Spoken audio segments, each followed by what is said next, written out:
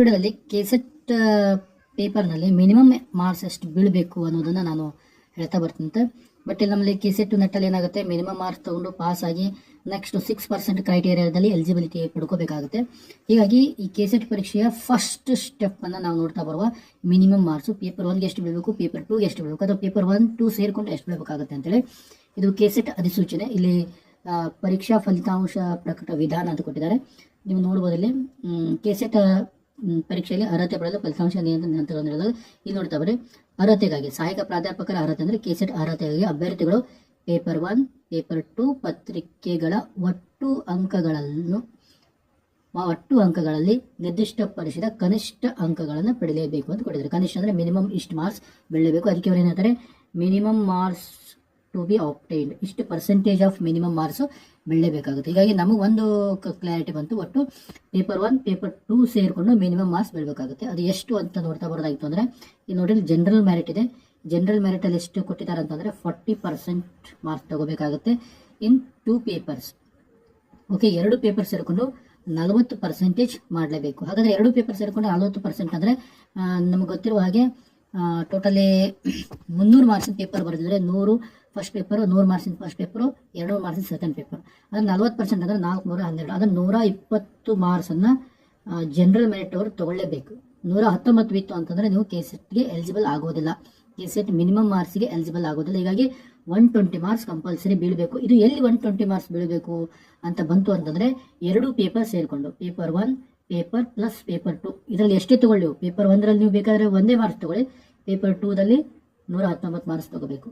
Paper 1ರಲ್ಲಿ ನೀವು 10 marks ತಗೋಬಹುದು, ಪೇಪರ್ 2ದಲ್ಲಿ ಉಳಿದಂಥ ಮಾರ್ಕ್ಸ್ ತಗೋಬೇಕು. ಅಂದರೆ ಈಗ ಈ ರೀತಿಯಾಗಿ ಒಟ್ಟು 2 ಪೇಪರ್ ಸೇರಿಕೊಂಡು ಏನು ಮಾಡಬೇಕು, 120 ಮಾರ್ಕ್ಸನ್ನು ನೀವು ತಗೊಳ್ಳೇಬೇಕು, ಕಂಪಲ್ಸರಿಯಾಗಿ ತಗೊಳ್ಳೇಬೇಕು. ಇಷ್ಟು ತಗೊಂಡ್ರೆ ಮಾತ್ರ ನೀವು ಮೊದಲನೇ ಸ್ಟೆಪ್ನಲ್ಲಿ ಪಾಸ್ ಆಗ್ತೀರಿ. ಮುಂದಿನ ಸ್ಟೆಪ್ಗೆ 6% ಕ್ರೈಟೇರಿಯಾ ಹೋಗಲಿಕ್ಕೆ ಇದು ಫಸ್ಟ್ ಸ್ಟೆಪ್. ಇನ್ನು SC ST category 1, 2A 2B 3A 3B PWD transgender ಇವರೆಲ್ಲ ಎಷ್ಟಿದೆ ಅಂತಂದರೆ 35% ಇದೆ.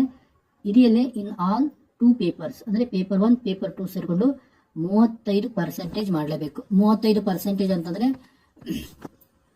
ಎಷ್ಟಾಗುತ್ತೆ ಅಂತಂದರೆ 3 90, 105. ಓಕೆ, ಇವ್ರೇನು ಮಾಡಬೇಕಾಗುತ್ತೆ, 105 ಅಂಕಗಳನ್ನು ಪಡಿಲೇಬೇಕು.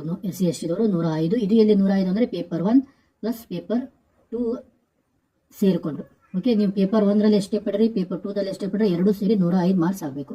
ಅಂದಾಗ ಏನು ಮಾಡ್ತಾರೆ, ನೀವು ಕನಿಷ್ಠ ಅಂಕಗಳ ಒಂದು ಏನು ಮಾಡ್ತೀರಿ, ಪಡೆದಂಗೆ ಆಗುತ್ತೆ. ಕನಿಷ್ಠ ಅಂಕಗಳನ್ನಿಂದ ಪಡೆಯಲೇಬೇಕು ಕೊಟ್ಟಿದ್ದಾರೆ. ಈ ಕನಿಷ್ಠ ಅಂಕಗಳನ್ನು ಪಡೆಯಬೇಕಾಗುತ್ತೆ. ಜನರಲ್ ಮೆರಿಟ್ನವರು 120, ಇವರು 105. ಇದು 35%, ಇದು 40%. Minimum marks to be obtain paper 1, paper 2 ಸೇರಿಕೊಂಡು. ಹೀಗಾಗಿ ಆಲ್ರೆಡಿ ಕೆಸೆಟ್ನ key answer paper 1 key answer almost ಆಗಿ ಬಹಳಷ್ಟು ಜನರು ನೋಡಿರ್ತೀರಿ. ಅದರಲ್ಲಿ ಮಿನಿಮಮ್ ಅಂದರೂ ಈ ಒಂದು ಪೇಪರ್ ನೋಡಿದ್ರೆ ಎಲ್ಲರೂ 25-30 ಅಂಕಗಳನ್ನು ಪಡೆದಿದ್ದೇ ಇದೆ. ಈಗ 25 ಅಂಕ ಅಂದರೆ ಅಲ್ಲೇನಾಯಿತು, 50 ಅಂಕ ಪಡೆದಂತೆ.